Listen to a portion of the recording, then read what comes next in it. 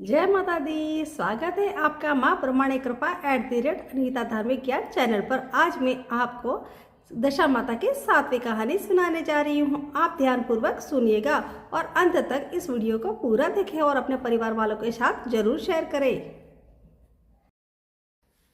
7वीं कहानी इस प्रकार है। एक गांव में ब्राह्मणी रहती थी। उसका एक लड़का था। एक दिन वह लड़के से बोली कि बेटा कुछ काम करो जिससे अपना निर्वाह हो। तब लड़का गांव वालों की गाय चराने लगा। एक दिन लड़का पशुओं को पानी पिलाने घाट पर गया था। वहाँ स्त्रियाँ स्नान करके दशारानी के गंडे ले रही थी। उनका एक गंडा अधिक था। उनमें से एक ने कहा कि लड़का किसी उच्च वर्ण का हो तो उसी को गंडा दे देते हैं।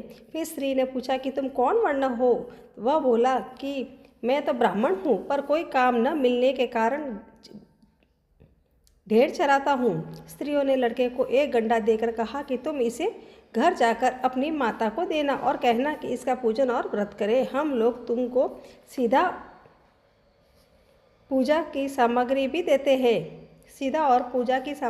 देते हैं सो भी ले जाकर अपनी माता को दे देना। लड़के ने गंडा ले लिया। फिर सब स्त्रियों ने उसे सीधा दिया। लड़का उस सामान की गठरी बांधकर घर आया। लड़के ने बुढ़िया से सब हाल कहकर दशारानी का गंडा व सामान भी उसे दिया। बुढ़िया ने गंडे को प्रेम पूर्वक लेकर माथे से लगाया। फिर उसी दिन से वह व्रत करने लगी। 9 दिन कथा कहानी कहती रही। 10वें दिन उसने गंडे को पूजन की तैयारी की। वह देहरी के बाहर लोप ही रही थी कि वृद्ध दरिद्र स्त्री द्वार पर आकर बोली कि क्या करती हो बहन? वह बोली कि आज मेरे घर दशारानी का पूजन है। तब दशारानी ने कहा कि मुझे बहुत प्यास लगी है, थोड़ा पानी पिला दे। तब बुढ़िया ने कहा कि जरा तुम ठहरो,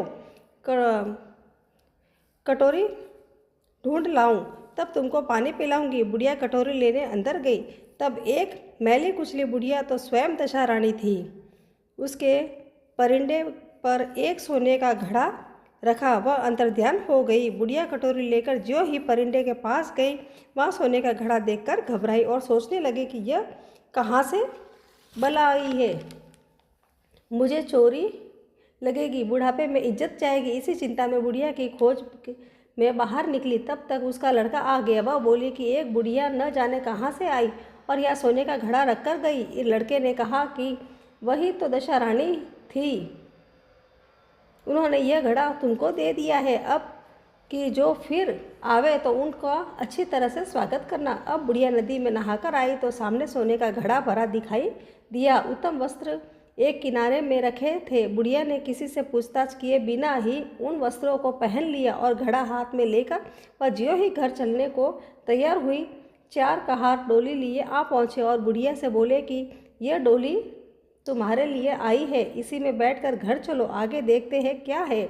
जैसा टूटी फूटी झोपड़ी थी वहाँ कंचन के महल खड़े हैं। बुढ़िया ने महल के भीतर श्रद्धा और भक्तिपूर्वक दशारानी के गंडे की पूजा की और अंत में हाथ जोड़कर यह वरदान मांगा कि हे महारानी, जैसे तुमने मुझको ये संपत्ति दी है वैसे ही मेरे लड़के का विवाह हो जाए, तब यह सब शोभा देगा। कुछ दिन बाद लड़के का विवाह हो गया और बहुत ही सुंदर सुशील बहू घर में आ गई।